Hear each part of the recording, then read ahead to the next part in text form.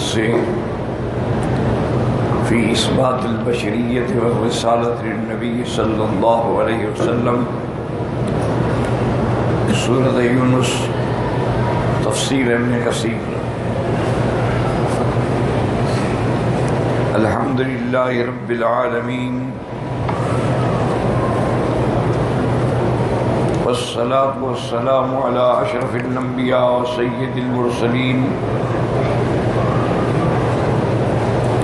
سیدنا محمد وعلی آلہ واصحابہ اجمعین۔ اللہم صل علی سیدنا محمد وعلی آل سیدنا محمد كما صليت على إبراهيم وعلى آل إبراهيم في العالمين إنك حميد مجيد۔ أعوذ بالله من الشيطان الرجيم، بسم الله الرحمن الرحيم۔ لقد جاءكم رسول من أنفسكم عزيز عليه ما عنتم حريص عليكم بالمؤمنين رؤوف رحيم۔ فإن تولوا فقل حسبي الله لا إله إلا هو عليه توكلت وهو رب العرش العظيم۔ قال المؤلف والمفسر رحمه الله تعالى أدام النفع بعلومه وعلومكم في الدارين آمين، إلى أن قال وقال الإمام أحمد حدثنا حسن بن موسى قال حدثنا حماد بن سلمة عن علي بن زيد بن جدعان عن يوسف بن مهران عن ابن عباس رضي الله عنهما أن رسول الله صلى الله عليه وسلم أعطاه ملكان فيما يرى النائم، فقعد أحدهما عند رجليه والآخر عند رأسه، فقال الذي عند رجليه للذي عند رأسه اضرب مثل هذا ومثل أمته۔ فقال امام احمد رحمۃ اللہ علیہ نے حضرت ابن عباس رضی اللہ تعالی عنہ سے روایت ذکر فرمائی ہے۔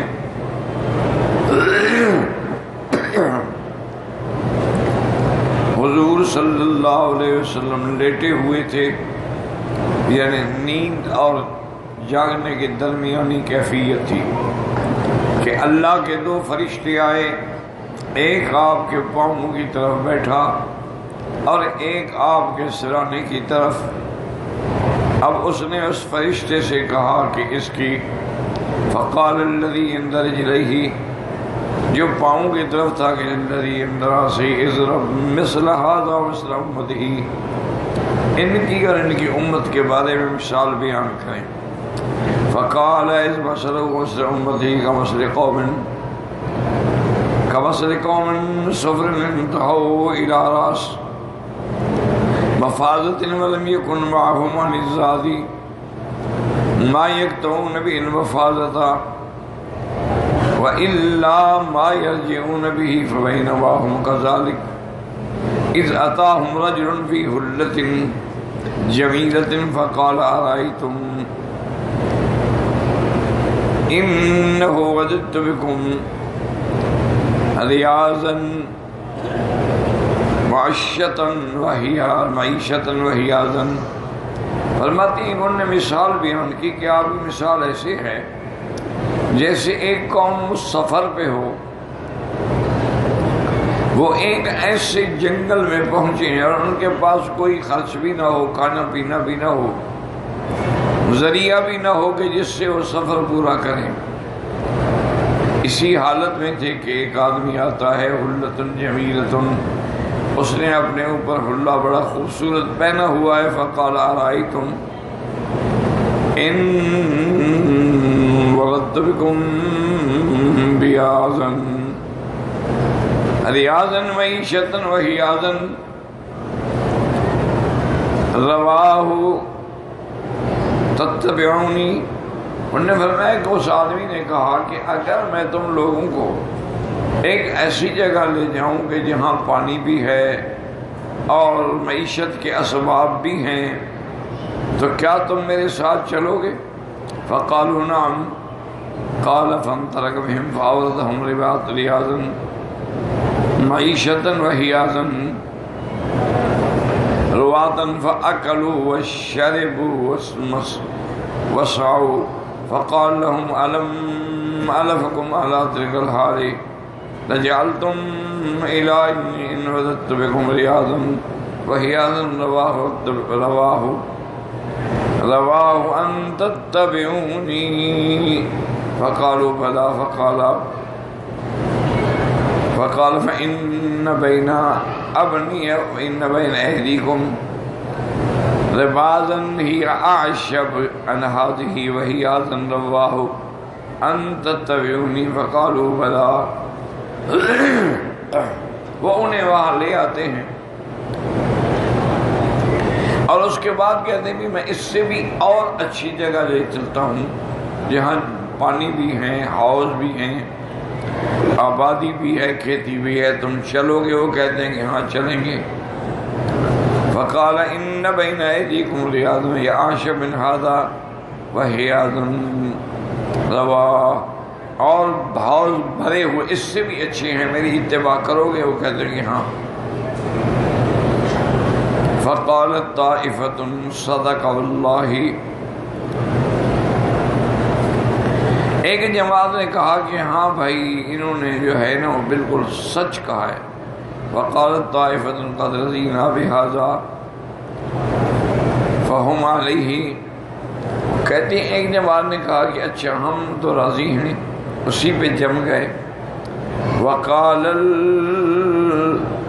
وقال بزار حدثنا سلمة والشبعي بن عامر مسعود قال حدثنا ابراہیم الحکم بن ابان حدثنا ابی انکرمۃ عن ابی حوض رضی اللہ عنہ ان اعرابی جاء الى رسول اللہ صلی اللہ علیہ وسلم يستعينه في شيء فقال اكرمۃ هذا فقال في دمه فأعطاه رسول الله شيئا ثم قال أحسنت إليك قال ربي لا ولا أجملت. فغضب بعض المسلمين. فرماتے ہیں کہ ایک بدو آیا حضور کی خدمت میں اور آ کے کہا یا رسول اللہ صلی اللہ علیہ وسلم مجھے کچھ مال کی مدد کرے میری. حضور پاک نے اس کی مدد کی لیکن جب دے دیا تو آپ نے فرمایا اچھا اب تم ٹھیک ہو، میں نے تمہارے ساتھ. انہوں نے کہا جی نہیں، کیا ٹھیک ہے، کیا احسان کیا ہے آپ نے؟ کوئی احسان نہیں، کوئی اچھائی نہیں کیا. فقط بعض المسلمین ہم وہی یقوم الیہ. بعض صحابہ کو غصہ ہے کہ کیا کہہ رہا ہے، حضور نے اتنا انعام کیا، مدد کی، پھر بھی کہتا ہے کہ آپ نے میرے ساتھ کیا کیا. اٹھے اور اس بندے کو مارے. فاشار رسول اللہ صلی اللہ علیہ وسلم الیہم انہم کفوا. حضور نے فرمایا بالکل کچھ نہ کہو اس کو. فلما قام رسول اللہ صلی اللہ علیہ وسلم وقع الى وبلغ الى منزله دعا الاعرابی الى البیت فقال انما جئتنا لمسألتنا فاتیناک. حضور جب اپنی جگہ پہ پہنچے پھر اس کو بلایا اور فرمایا اللہ کے بندے تم میرے پاس آئے کہ میری مدد کرو، میں نے تمہاری مدد کی لیکن اس کے بعد تم نے کیا کہا؟ کہتے وزادہ رسول اللہ شیئا وقال احسنت الیک. حضور نے اور بھی اس کو کچھ دے دیا. اچھا آپ بتاؤ. اب میں نے انہوں نے کہا کہ ہاں آپ نے کیا. وجزاک اللہ منی افضل من وجزاک اللہ من اہل وعشرۃ خیرا.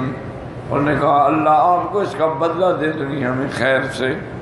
فقال النبی صلی اللہ علیہ وسلم انک جئتنا فسألتنا فآتیناک فقلت ما قلت وفی انفس اصحابی علیک من ذلک. شيئا فإذا جئت فعل بين أيديهم ما قلت بين يدي حتى يذهب عن صدورهم. حضور نے فرمایا اچھا ایسا کرو تم میرے ساتھ چلو پھر میرے صحابہ کے سامنے، پھر اب جو باتیں کی ہیں نا وہ کرو تاکہ ان کے دل میں تیرے لیے غصہ ہے کہیں وہ تمہیں نقصان نہ پہنچائے. فقال نام فرما جعل بقى رسول اللہ صلی اللہ علیہ وسلم ان صاحبكم كان جاءنا فسألنا واتيته فقال ما قال وإنا قد دعوناه فأعطيناه فزعم أنه قد رضي. حضرت نے فرمایا یہ پہلے ناراض تھا اب یہ راضی ہو گیا ہے. قال ربی نعم فجزاك الله من أهل وعشيرة خيرا. حضرت نے کہا حضور اللہ آپ کی جزائے خیر دے، بہترین آپ کو اہل عطا فرمائے اور آپ کو اللہ تبارک و تعالیٰ بہترین قبیلہ عطا فرمائے. اصل میں دعا بھی کریں، مجھے 2 دن سے شدید قسم کا زکام اور نزلہ اور تکلیف ہے، اللہ تبارک و تعالیٰ شفا عطا فرمائے. بس میں نے کہا بھی حرم شریف کے درس سے اللہ محروم نہ کریں، ورنہ طبیعت میں ہمت نہیں تھی کسی قسم کی. لیکن اس کے کئی نقصان ہوتے ہیں. ایک تو آدمی اگر حرم میں نہ آئے تو جماعت گئی، مغرب بھی عشاء بھی، اور پھر سب سے بڑی بات یہ ہے کہ درس قرآن سے بڑی نعمت دنیا میں کوئی نہیں. اگر آدمی ایک قرآن کی آیت بھی پڑھ لے اور خاص طور پہ ترجمے کے ساتھ سمجھ لے تو ساری دنیا اس کی خوشیاں اس کو ملے تو اس سے یہ زیادہ بہتر. کیونکہ حضور پاک نے ایک دفعہ خود فرمایا تھا جب حدیبیہ کی صلح کے بعد آپ واپس گئے تو حضور نے حضرت عمر سے فرمایا تھا کہ انزلت علیہ آیہ، آج میرے اوپر اللہ نے قرآن کی ایک آیت اتاری ہے، اگر ساری کائنات کی بادشاہی کی چابیاں مجھے اللہ پکڑا دیتے میں اتنا خوش نہ ہوتا جتنا اس آیت میں. حضرت عمر نے عرض کیا حضور کون سی آیت ہے؟ انا فتحنا لک فتحا مبینا. حضرت عمر نے جوش میں آ کے کہا کہ یا رسول اللہ کیا مکہ بھی فتح ہوگا؟ فرمایا ہاں مکہ بھی فتح ہوگا. تو ایک آیت کی قیمت جو ہے حضور صلی اللہ علیہ وسلم فرمایا اگر ساری دنیا آسمان زمین سب کائنات مجھے دے دی جائیں تو مجھے اتنی خوشی نہیں ہوگی. اس لیے بہرحال کوشش تو انسان کرتا ہے لیکن جب بے بس ہو جائے تو پھر بڑی مجبوری ہوتی ہے. بس آپ لوگ دعا کریں گے انشاءاللہ تو مجھے تو بہرحال آپ لوگوں کی دعاؤں پہ یقین ہے، آپ کو چاہے نہ ہو، لیکن میرا یہ ایمان ہے کہ حاجی ہو یا عمرے والا ہو اس کی دعا اللہ قبول فرمائے. کیونکہ حضور کی حدیث مبارک ہے الحاج والعمار وفد اللہ، حاجی اور عمرے والے اللہ کے مہمان ہیں اور وہ جو مانگتے ہیں اللہ دیتا ہے، اور گناہوں سے بخشش مانگتے ہیں تو اللہ ان کے گناہ بھی معاف کر دیتا ہے. جب اللہ کا وعدہ ہے کہ یہ میرے مہمان ہیں تو مہمان چاہے گندا بھی ہو، مہمان چاہے برا بھی ہو، مہمان تو پھر مہمان ہے. حتیٰ کہ ہمارے اب دیہاتوں میں یعنی جنگلی لوگ ہوتے ہیں بیچارے، لیکن مہمان کوئی آ جائے نا چاہے ان کے باپ کا قاتل بھی ہو گیا، بھئی اب مہمان ہے گھر میں آ گیا، ابھی اس کو کھانا بھی کھلاؤ، عزت کے ساتھ روانہ بھی کرو. اگر ہم نے مقابلہ کرنا ہے پھر اس کے ساتھ مقابلہ کریں، یہ تو آ گیا چل کے ہمارے گھر. تو اس لیے ہمیشہ کوشش کیا کریں ایک تو قرآن شریف کی تلاوت، چاہے 2 آیتیں پڑھو، اور نہیں آتا سورۃ فاتحہ تو آتی ہے سب کو، اور نہیں آتا تو قل هو اللہ احد تو آتی ہے. ایک تو قرآن کی 2 آیات پڑھیں، اور دوسرا یہ ہے کہ چلتے پھرتے اٹھتے بیٹھتے پاک ناپاک اللہ کا ذکر جاری رکھیں، لا الہ الا اللہ. چونکہ یہ اللہ نے ہمیں حکم دیا ہے کہ اذکر اللہ ذکر کثیرا، بہت میری یاد کرو، میرا ذکر کرو. بس یہ 2 نعمتیں ہیں جس سے انسان دنیا و آخرت میں بھی فلاح پا جاتا. تلاوت قرآن، اللہ کا ذکر اور حضور صلی اللہ علیہ وسلم پر صلاۃ، جو نماز میں ہم پڑھتے ہیں، سب سے بہتر درود، سب سے افضل درود، سب سے افضل صلاۃ وہ ہے جو حضور نے ہمیں سکھائی ہے، اور حضور خود بھی یہی پڑھتے تھے کہ اللہم صلی علی محمد وعلی آل محمد کما صلیت علی ابراہیم وعلی آل ابراہیم فی العالمین انک حمید مجید۔ تو یہ ہوتا ہے، اب دیکھیں نا، کوئی دنیا کا بادشاہ ہوتا تو کبھی برداشت کرتا کہ اس بدو کو انعام بھی دو اور وہ پھر ایسی باتیں بھی کرے، لیکن حضور تو رحمت للعالمین، حضور تو دنیا کے بادشاہ ہیں اور دین کے بادشاہ ہیں۔ فقال النبی صلی اللہ علیہ وسلم مثل هذا الاعرابی كمثل رجل كان له ناقة فشردت عليه فتتبعها الناس فلم يزيدوها الا نفورا۔ حضور پاک نے فرمایا کہ میری مثال اور اس اعرابی کی مثال ایسے ہے جیسے کسی آدمی کے پاس اونٹنی ہو اور وہ اونٹنی بگڑ گئی اس پر، اب لوگ بیچارے کوشش کر رہے ہیں اس اونٹنی کو قابو کرنے کی، لیکن وہ اور زیادہ بگڑتی جا رہی ہے۔ فقال صاحب الناقۃ خلوا بینی وبین ناقتی فانا ارفق بها وانا اعلم بها وتوجہ الیہا۔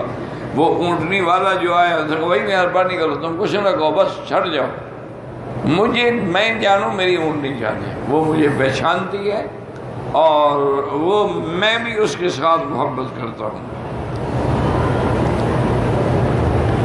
فَأَنَا أَعْلَمُ بِهَا وَتَوَجَّهَ فَأَخَذَهَا مِنْ